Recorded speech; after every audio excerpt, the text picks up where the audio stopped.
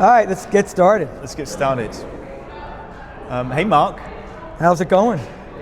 Good to see you, and thanks for putting your hand up today at the Buffalo Film Coffee Club to be interviewed on the Other Cube podcast. I'm very interested to get to know you. And the first thing I'm going to ask is, are you a curious person? I'm very curious. I always like finding things out and learning new things. Say more. Tell me more about your curiosity. Oh, it's just about my curiosity. Like, if you go back and throughout my life, I've always tried to explore. Even if you go back to college, I had the opportunity to live in Spain. So I did a whole junior year abroad, and it wasn't just one of those programs where you live with other American students. I lived in a dorm. All of my roommates and the people I lived with in the dorm were from Spain. I personally didn't speak, my Spanish was okay, but everyone I lived with, their English was they couldn't speak English at all. So I was really stuck in learning the language, and I just immersed myself in their culture, learned how to survive in a big city like Madrid. And what I found is that, and if you've ever been to Spain, it's a wonderful country. People are super warm. And when they saw me, someone from New York, that took the time and energy to learn their language and be part of their culture, it was great. Even though I couldn't speak Spanish, they're like, come on, let's go. And in Spain, they don't eat dinner until 9 to 10 o'clock at night. So we would go out late, and then afterwards we would start drinking. It's like midnight, and they're breaking out, like doing shots. And we would go out all night, and literally, and now I know you're taping this, but I would get home, if my kids see this, I would get home at 6, 7 in the morning. We would stop for chocolate con chorros, which is awesome. Like, it's not hot chocolate, it's like melted chocolate. And it was great for curing a hangover. And it was a great experience. So to answer your question about curiosity, I'm so interested in other cultures and learning about other people. And when I was living in Europe, I had the opportunity to travel not only in Spain with my friends who took me to their hometowns, whether it's in Sevilla or Barcelona. I got to travel throughout the whole country. There was something called the Eurail Pass, which I'm sure still exists. And I purposely made sure that I didn't have any classes on Monday and Fridays. So every weekend I would go somewhere different. If I want to go to Portugal, I went to Lisbon. I would go to Italy to check out, like, the Leaning Tower of Pisa is really freaking cool. And then going to Rome, going to Venice. I mean, I went up to Paris, and then certainly checked out Amsterdam. So about curiosity, that was your original question. That is me. Like, I'm always interested in learning more. And I took the time to learn like a few words in each language. So like como talez-vous or ein Bier bitte. Like, I tried really hard, whatever country I was in, just to let them know that I was curious, that I wanted to understand how they lived their lives, and also, people have this perception, especially me being from New York, that all I ate was pizza and hamburgers and hot dogs, and I gave them a perspective of the United States, which, again, this was like mid-'80s, so things have certainly changed over time, but it was a great experience, and I found that if you open up and you take the time to learn about other people and how they live and how they eat and how they work, they're super receptive. They kind of lower their guard and let you enter into their world and show you what makes them happy, what makes them sad, like how they live their lives, how they look at family, how they look at religion, how they look at holidays. And I was down in Cadiz, which is like the southern part of Spain, during La Semana Santa.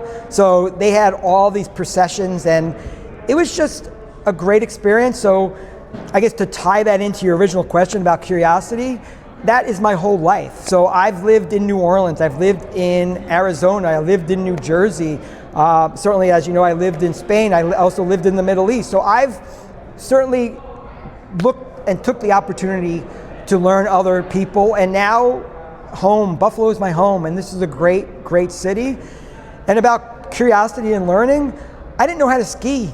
I didn't know how to skate. I didn't know about lake effect snow until I moved here, and I learned to embrace the winter. So my curiosity, again, is just to keep learning, no matter your age. So I was close to 40 when the first time I put on a pair of skis, and I learned how to ski, and it's great. So I guess to tie this in a bow, curiosity is something that I'm always interested in learning and growing, and even with my business and starting a new company and just engaging with business owners.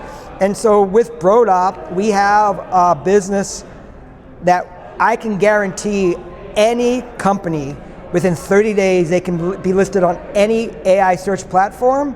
So whether people are moving from Google to search on ChatGPT, Grok, Perplexity, Claude, any of the AI search platforms, we have the ability for them to be listed on those search platforms within 30 days and continue have them grow as people move to this new search world. And even Google, I mean, Gemini is coming out really strong, and so I have those solutions, and I'm glad you asked me that question.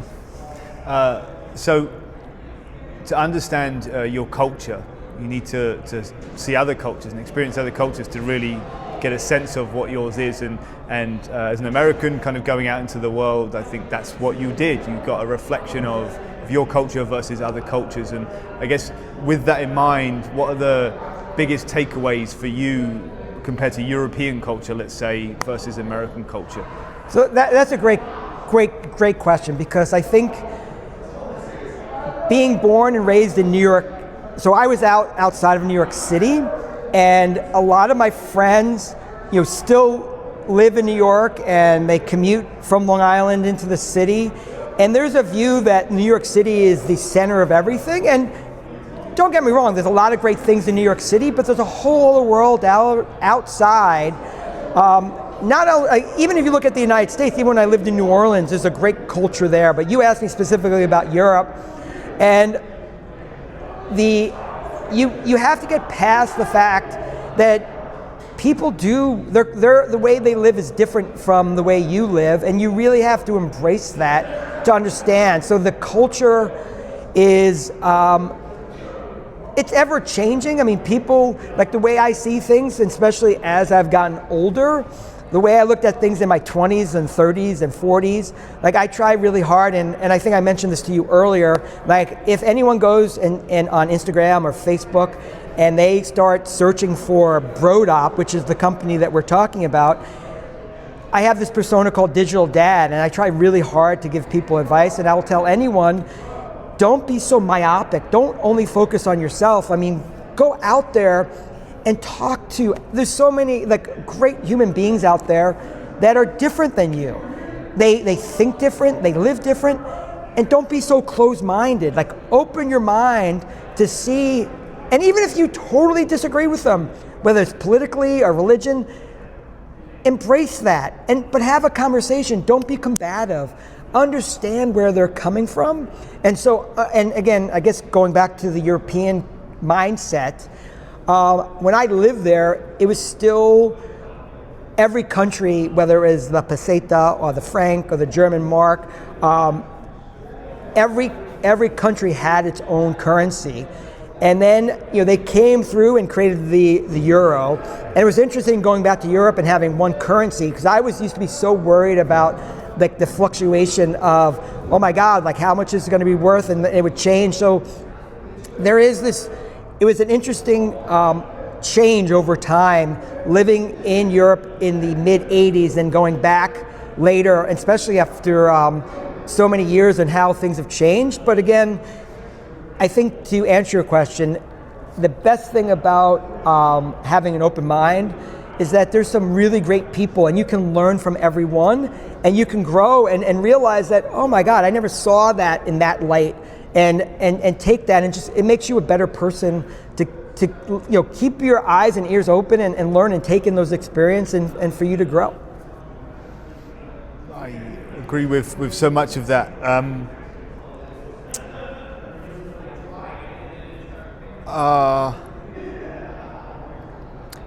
When you came back from Spain, like you had gone with a certain, this is who I am, and you spent a year there, and you came back. Like, how were you different after that experience? So that's a great question. So when I went to Spain, I had 2 years at the college level of Spanish.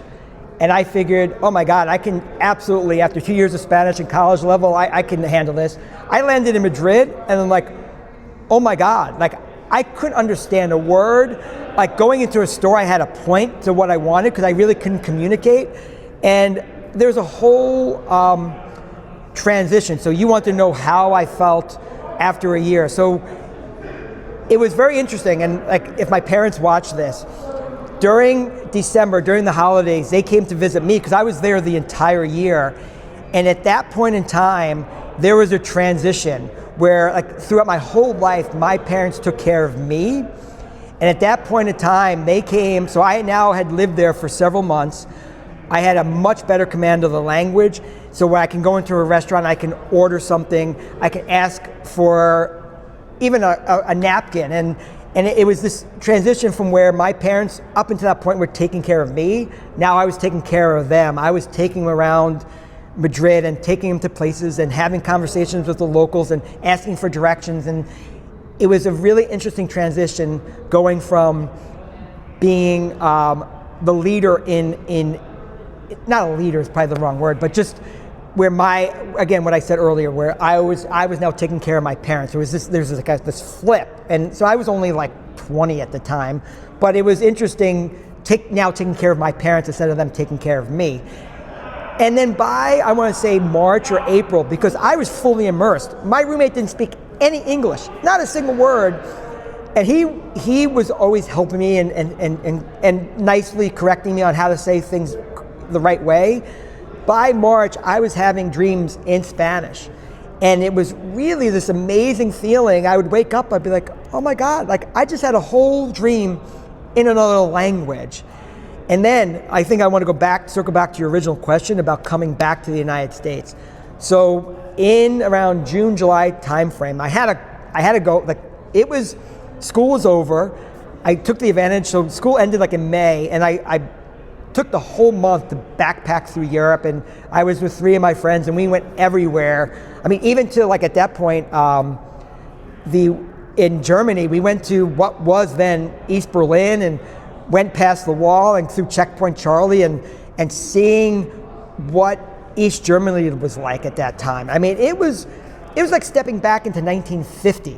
And interesting enough, I did go back to Berlin probably like 10 years ago, and to see the transition from what it was in 1988 prior to the wall coming down, and then going in like, actually maybe it was longer than that, maybe early 2000s, going to see it then, totally different. And talk about culture change and shift. I mean, I would love, you should interview some of those people. But I had reverse culture shock. Like coming back, even like, certain habits and things that I did, and my friends were like, why are you talking about museums? And you're talking to, like, I was talking about Picasso and Zurbarán and like just different artists. And they were like, Mark, that's not you. But like, I literally had a class called La Pintura del Prado, where I would go to the Prado Museum, and we would study these artists. And so I just looked at things differently. I mean, I went to the Louvre and the Museo d'Orsay. I mean, went to all these different, like I call them art museums, and it was really just a great experience, and the cathedrals, and just seeing all the different, I guess the best way to put it, if you look at the United States, if there's something's from 1950, they break it down, tear it down, and rebuild it.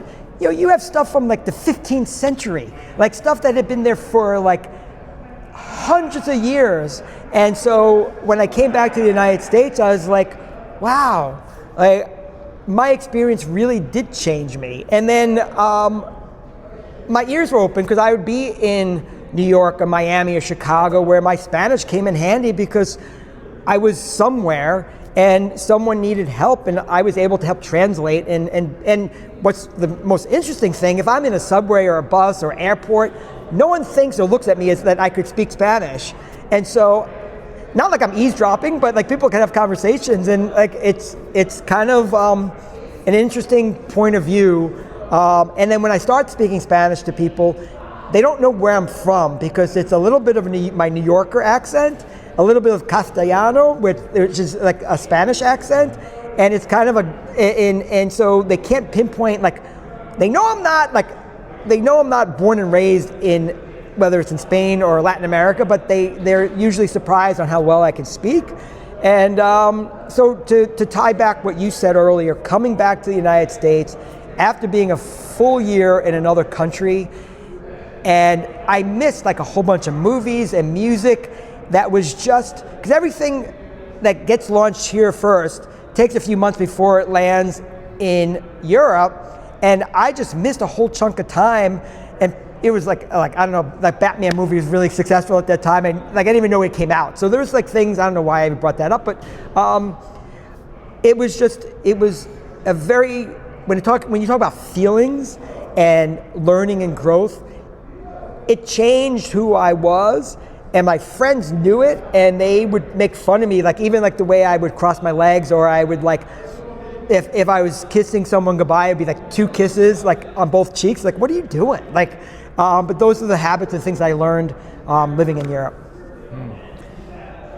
Very interesting, and one of the points I'll come back to is you talked about the shift in responsibility. You'd been a child, right, to parents for 20 years, and suddenly you were now in this seat where you were responsible. You knew more than they did about the environment you were in and the situation you're in, and you could help them navigate it, which was a novel experience for you. And I guess my question is, let's omit that year from your life, right? If you had never gone to Spain, if you had just stayed here, like what effect do you think, like how would that have affected your life? No, that's interesting, because the crazy thing is I went to school in New Orleans, and I was in a fraternity, and I'll date myself, but when I was a freshman, the drinking age was 18. So Louisiana was the last state to change the laws to 21, and literally I went there, I was 18, I was of drinking age, and so when I told my friends that I was going away to live in another country for a year, they thought I was nuts. I was missing Jazz Fest, I was missing another year of Mardi Gras, like all these great parties. Like, why in the world would you do that? So if I had not done my experience abroad, I think my life would have been different, because when I came back, I continued my studies in Spanish. I went to a graduate school called Thunderbird, which was an international business school in Arizona. And so I continued down the path of international business. And then my first job out of graduate school was at AT&T, where I was running their, it was international business. So my experience of living in Spain shaped my life. If I didn't go down that path, I wouldn't have gone to Thunderbird, because I wouldn't have had the language capability to go to that school. And AT&T wouldn't have hired me, because they needed people that could help.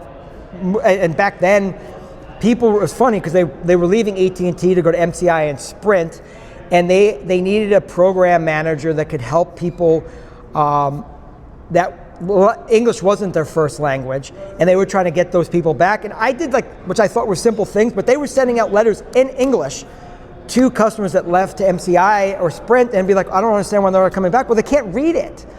So I led the charge of hiring an agency that had language capabilities. So we would have, whether it was in Spanish, whether it was in Chinese, whether it was in French, whatever, we had all the information, because we were AT&T. We could see where people were calling, and we could see what language, we can even ask them what their preferred language was. And so we were able to immediately increase our results, because we communicated them in their own language. So I think that my whole career and my trajectory changed by living abroad. And if you remove that year, I'm a very different person. Like I pride myself at being a serial entrepreneur and starting companies and having them grow. But I think part of that success is knowing how to connect with people, knowing how to communicate. And in a lot of business, people like doing business with people they like. And I really learned how to interact and have conversations with people from all backgrounds. And so I think the short answer is that if you take that year away, and I just stayed in New Orleans for the 4 years, I'm a different person, and we wouldn't even be having this conversation right now.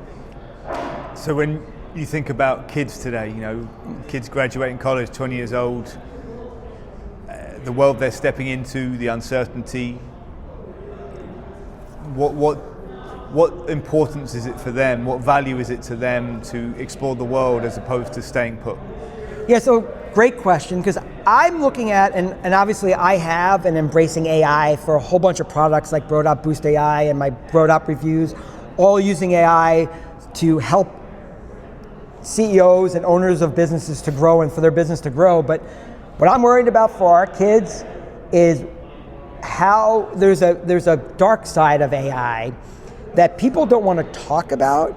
And when you start listening to podcasts and you hear about where AI can go, there's some scary stuff where, like, how do we live in a world if there's 90% unemployment? Because AI is taking over their jobs. I heard the other day that Apple could be working on robots that can use AI, and you don't need a plumber anymore or a painter. Like, you have an AI, like, think of like C-3PO in your house, like doing everything for you.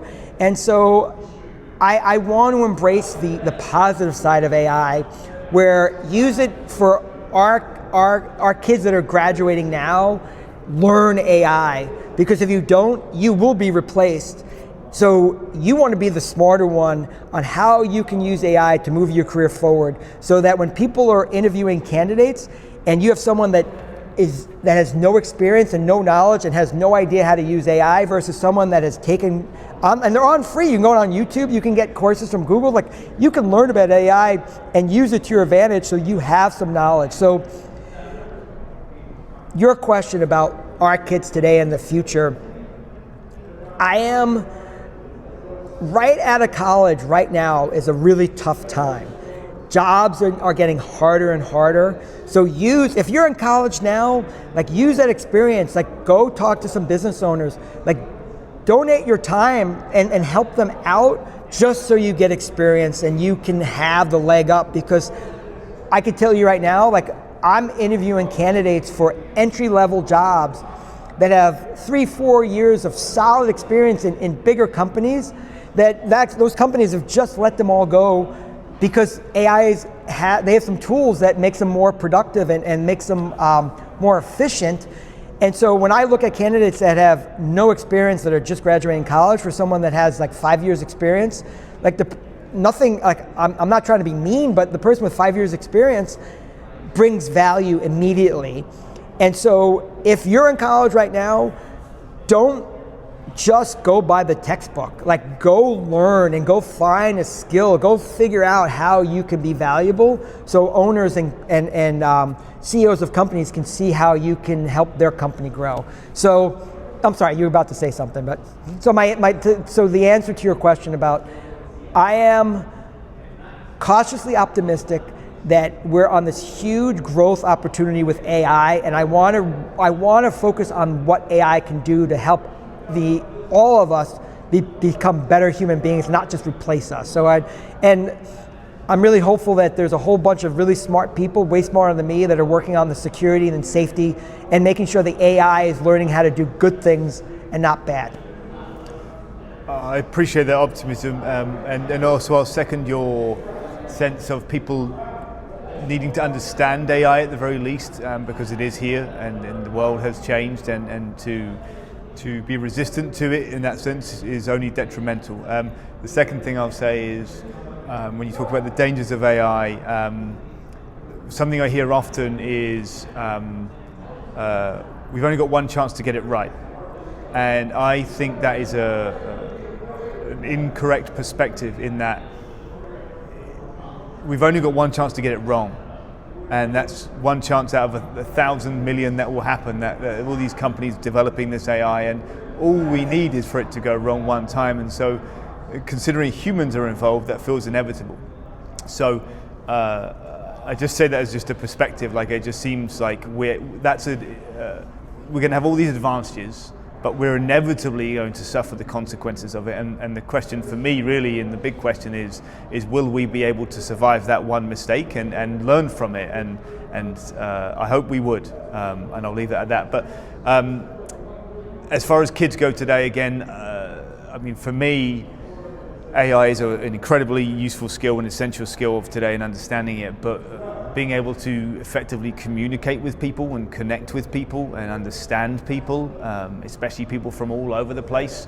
As someone who's traveled the world and had that experience, like, where do you see the value of that for kids today? So I'm going to plug, there's a podcast called Diary of a CEO, which is hugely popular. And so shout out to Steve, who is the person behind that, awesome interviewer. He has great guests. And so I always listen to what people have to say. And so when it comes to really understanding how we could, like, surviving that one mistake, like, I gotta believe there are people that are, whether it's a government level or in private business, they're looking at AI so that we can survive that one mistake. And I don't know what that one mistake is. I mean, we don't know yet. But certainly you can hear there's stories where, and I heard this on Diary of the CEO, one of the interviewees were saying that the AI is starting to blackmail, literally reading emails because they're going to shut it down, and the AI is taking information to find out so that they don't shut it down. So that is some scary stuff, that an AI agent, which is not human, is taking steps to prevent its own death. So we as a society have to put those in place. And you asked about the one big mistake. You got to believe, we've been through hard places before, and it was interesting. And I can't remember the exact examples they gave during the interview, but the person who was spoke very eloquently on mistakes that we've made in history and what we've done to correct them, whether it was through COVID, whether it's through 9/11. I mean, whether all these things that have happened, that we've come together as a cohesive civilization to get through hard things together and become a better society. And I gotta believe that that's how we're gonna get through this. And I'm hopefully that we don't become just subservient to this way intelligent being that is not real. We have to be better humans and use that intelligence and that super intelligence just for us to get better and have better products and better discoveries of let's get rid of cancer. Let's use that knowledge to help us live longer, as opposed to things that could be really, really detrimental to our society. But what about the effective communication piece? For kids 20 years old, their ability to talk to one another. And I'll give the specific example. Say you're a 20-year-old kid from Buffalo, right? All your friends are from Buffalo, all your family, all your colleagues, your people you study with. That's as much as your communication skills can grow. And so, you suddenly speak to 1,000 people from all over the world. Your ability to talk to people grows exponentially, every person you talk to. And I guess the question is, what's the value of that as someone who's traveled the world, and how that's helped you in life? So I forgot that you had asked that question. I kind of went down a different path, but to answer that question specifically, I mean, Apple's working on now and have products where you can speak in your native language, and it in their ear, it translates to the language, whatever they're speaking. So that's a tool I didn't have. When I was traveling, I struggled in other countries where I didn't know the language. I mean, I was in Norway and Finland and Sweden, and everyone thankfully took the time to learn some English, so I was able to communicate with them. But there are other people that I met when I would get outside of the bigger cities and try to see what's going on. English wasn't their first language, and we struggled to talk to each other. So for the younger generation that now have these cool tools that can translate on the fly, take advantage of that. Use that as, to your point now, and don't stay behind your computer screen. Yes, you can communicate with anyone, anywhere in the world, but go, hop on a plane. I've been to Tokyo. That is a cool city, and you have this awesome group of people that are open and really take on and want to understand the US culture and the products. And you can walk down a major street and see a McDonald's and a Burger King, but don't go to a typical franchise. Like go explore and go into the restaurants and communicate with the people. See where the restaurant's most crowded, and that's where the locals are. That's where you're going to find the best food, and use the tools you have to talk to those people. Find out what they like and what they usually order, so you can try it out and taste something and be open to. I've eaten jellyfish. I mean, did I like it? Not really, but like I tried it, and it was great just to see people's expression, be like, oh my God, he's really gonna try it. Like, they're eating it, like it's not gonna kill you. I would say, depending on the country, like be careful of the water. I've had that experience too, traveling through Mexico or other places, so, excuse me. I know you don't cut this, so I'm gonna get the cough in there, but I would say just leave your desk, put down your laptop and go travel and go explore whatever country. I mean, even the person you mentioned, the Buffalo kid that's never left, and you're 20 minutes from Canada. Like, get your passport and just drive up. I mean, Toronto is a great city. And yes, they have Tim Hortons in Buffalo, and they have Tim Hortons in Markham, or you can name any city outside of Toronto or any town.